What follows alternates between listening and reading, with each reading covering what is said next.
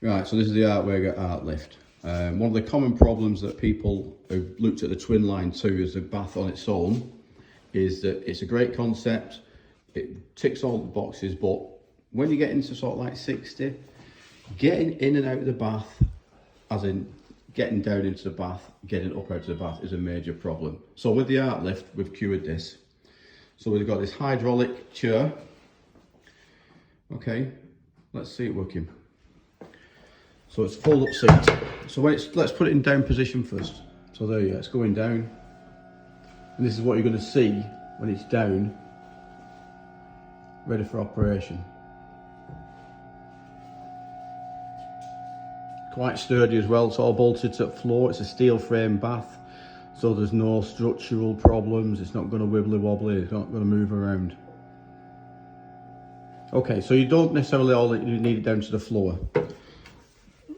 So let's say you're just paddling around in the bath, you can get it further down, you've got to get right down into the bath. One of the common things that people tell us is getting up out of the bath.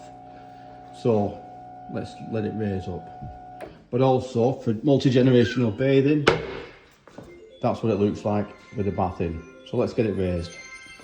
So imagine you sat in the bath, you can have a grab rail there if you want to assist you, keep it safe. There you go, we're going up, and it'll take some weight. There is a maximum weight, but that's all in the brochure. So the idea is to get you to a point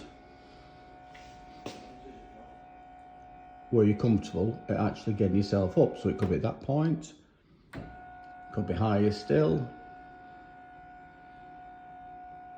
There you go. Now what I would suggest is we have grab rails here, grab rail there. Okay, so this does solve a major problem. People say there's been anything like this on the market, off the shelf. There is. You're looking at it now. It's the Artlift from Artweger. Thanks for looking.